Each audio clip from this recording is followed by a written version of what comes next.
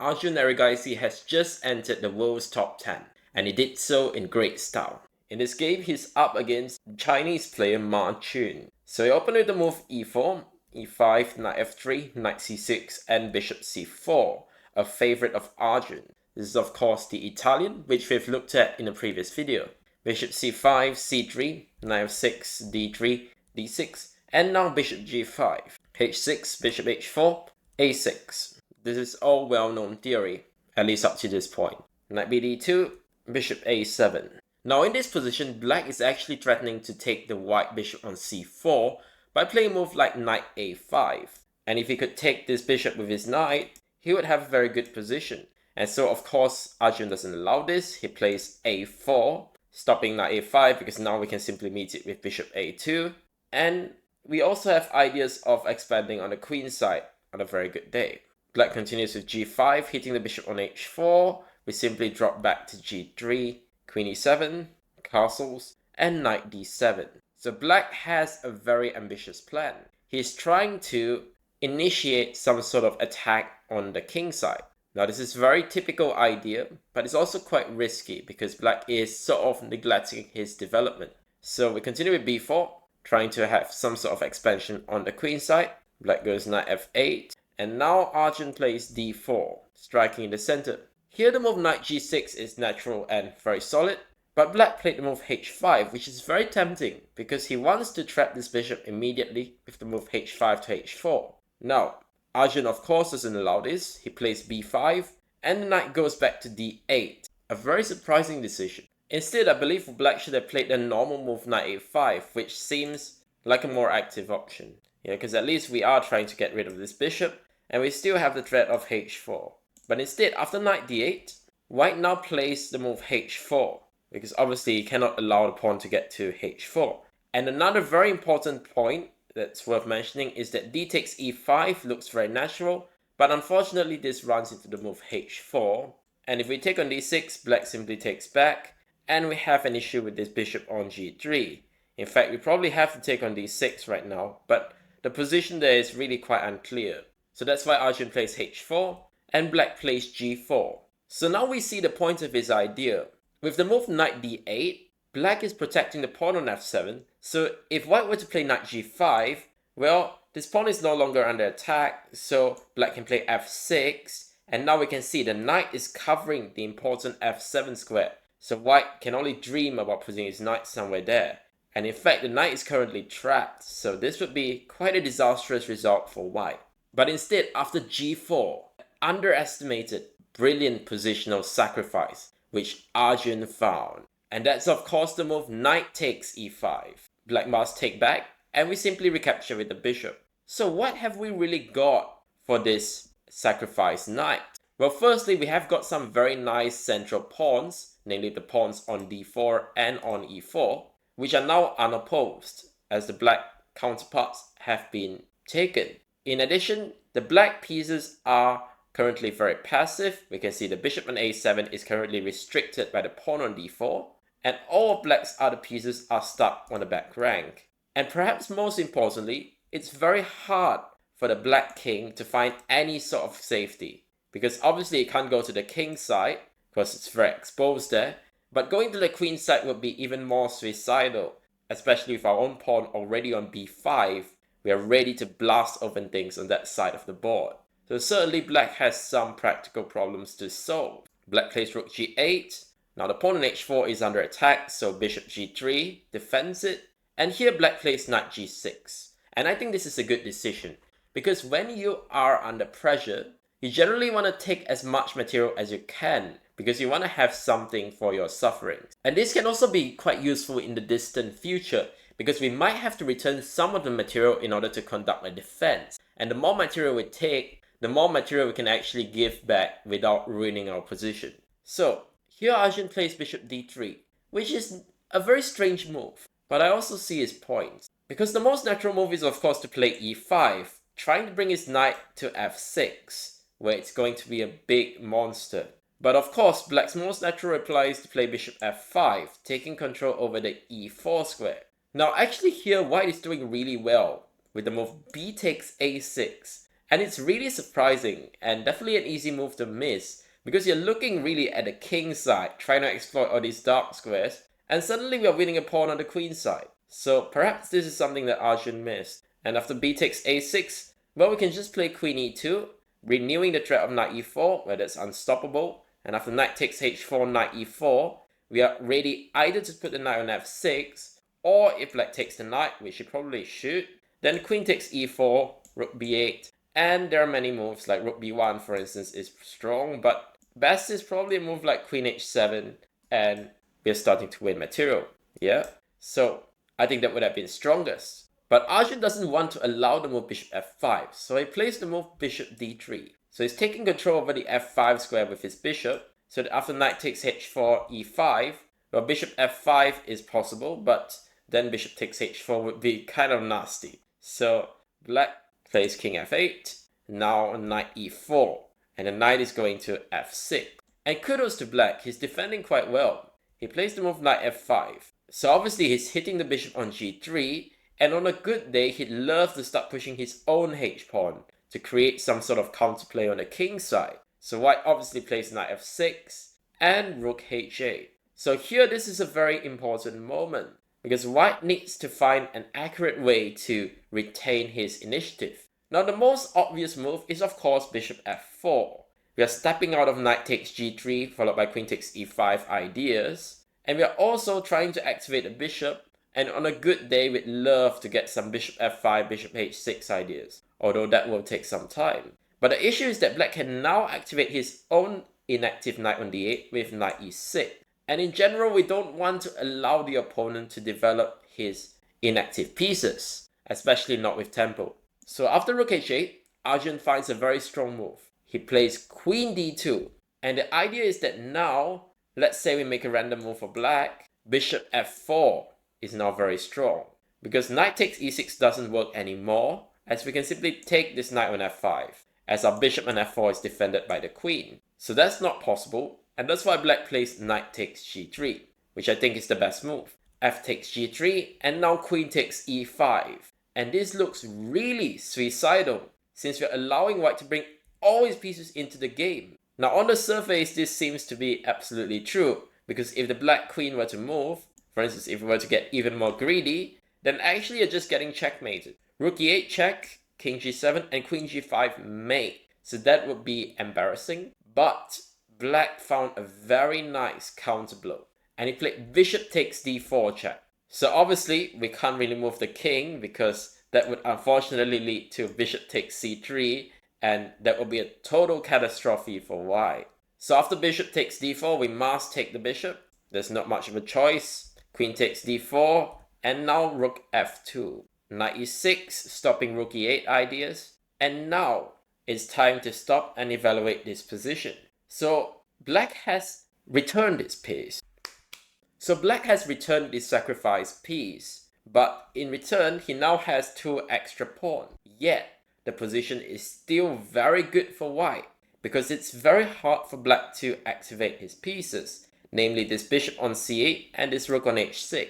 In addition, his king on f8 remains very weak, and it's a factor that will persist till the end of this game. White plays rook e4, queen d6, and now queen c3. White is playing very actively. With every move he was creating a threat, and now he's creating some threats of knight d7 check, winning this hanging rook on h8. So black has to get his rook out of danger with rook h6.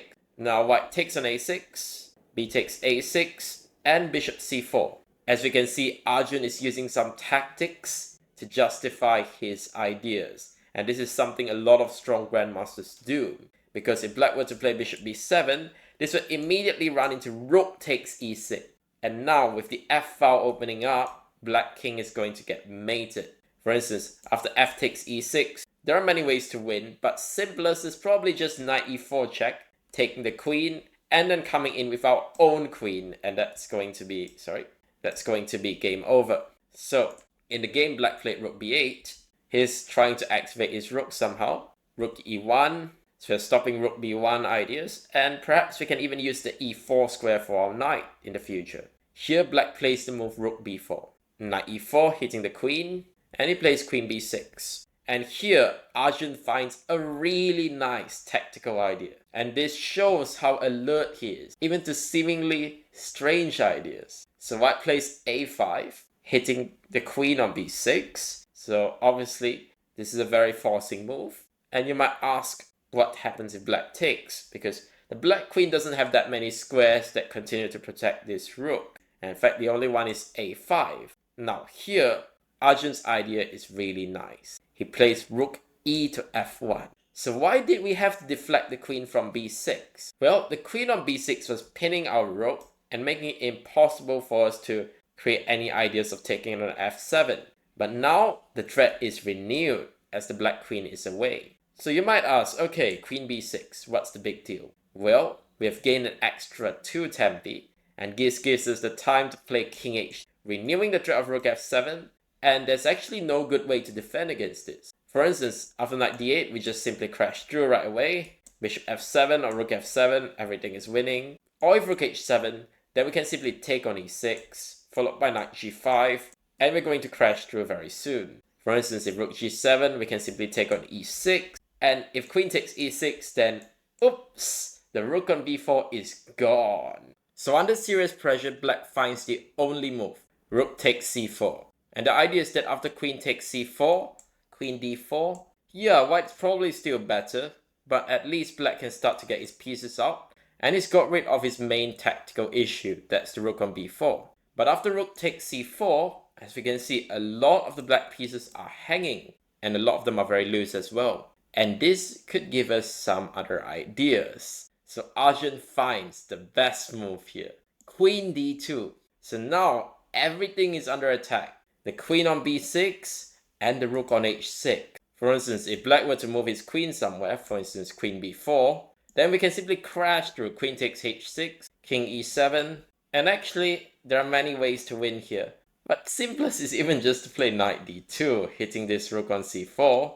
We're not actually threatening to take it. We are more looking along the lines of rook f1, queen f6. These many threats, it's clear black's not going to survive. So after queen d2, black decided correctly that the only chance was to play queen takes f2, getting rid of this really strong rook on f2.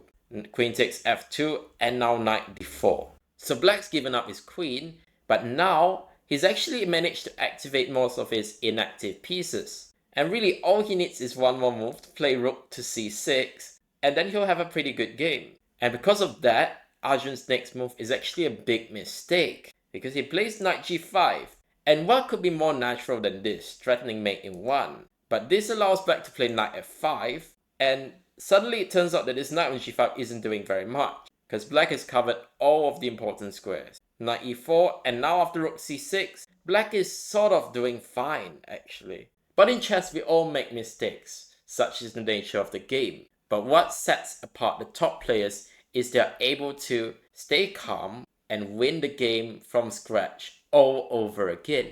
And this is exactly what Arjun does. And with every move, he set small problems for his opponent until he cracked. So queen b2, hinting at ideas of queen h8. So rook d4 blocked. Now queen b8, threatening this bishop on c8. Rook d8 is forced. Now rook f1. Black plays rook e8, queen b4 check, and now rook e7. Now here, Arjun finds the best move. As we can see, one of black's biggest issues is that his rook is currently pinned. But this is very temporary, so we need to find a way to exploit it right now, which Arjun does with the move knight c3, and is threatening the move knight d5 to win tons of material. So black plays bishop e6, taking control over the d5 square, but as we can see, the bishop is a little bit overloaded, so knight d5 is still possible. And after bishop takes d5, rook takes f5. Now the bishop is attacked, and so is this pawn on h5. And it looks really bad, because if black moves the bishop, for instance, then actually rook takes h5 is game over. But black has a very strong reply, which he found. Rook c4, hitting the queen on b4. So in order to maintain the pin, white needs to play queen a3, and now bishop e6. So after rook takes h5, king e8. If the queen was on b4, there would be some nasty queen b8 check, followed by rook h8. But that's not going to happen now, because the queen is much worse on a3. That being said, we still have a lot practical chances here. Arjun plays rook h8 check, king d7, queen d3. The king is forced to c6. And now a very tricky reply, rook h6. And as we can see, black is really low on time here. It's only got 1 minute 37 seconds. And this is what the top players do. They put pressure not only on the board, but on the clock. And when you're so low on time, you're bound to make a mistake. And that's what black does with the move rook c1 check, king h2. And it turns out that black has some serious issues because his rooks can be hanging. Now, the best move was very paradoxical. King v5. And the idea is that the king on v5 is actually pretty decent. And it's hard for us to really make some sort of real progress. For instance, in rook h5, we can happily simply cover it with c5. And we can continue with a move like rook b4, after which it'll be hard for white to defend this pawn on a5. And if black can take that pawn, then he's sort of out of danger. In the game though, after rook c1, king h2, there are issues. Firstly, we would love to defend this pawn on a6. But if king b7, there are many wins. But the nicest one, in my opinion, is probably this one, queen a3, forking the two rooks. And with the bishop in the way, there's no way for black to protect both of them. So after king h2, black had to play rook d7. It's almost a miracle that the rook on c1 is not hanging, but it really isn't. So the best we have is queen takes a6, winning a very important pawn. King c5, now rook h5, another very accurate move. Now the black king, if it goes forward, is going to just get mated. So black's only move is to block. We simply take it, and bishop takes d5. Now, queen d3 was played in the game, and rook c4.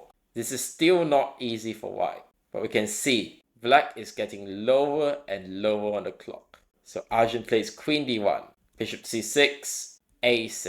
So he's using tactics to push his pawn. Rook a4. It seems like the pawn on a6 is gone, but not quite. a7. Don't you even think of taking this pawn, because queen g1 check, bye-bye rook. So in the game, black played rook a6, and is hoping to bring his king back and slowly take this pawn on a7. Not a chance. Queen b3, stopping king b6. f5, played with 1 second on the clock. Now, the move queen b8 looks really tempting, but this would allow counterplay with the move rook a2. Now, white is probably still winning, but why should we even allow this? And that's why Arjun simply plays king g1, bishop b5, and now gives a check on e3. Very important. King d5, because if king c6, this loses on the spot to the move queen e8 check. And after king b6, queen b8 check, the pawn is going to queen. So after king d5, it seems really shaky, but there's no immediate win.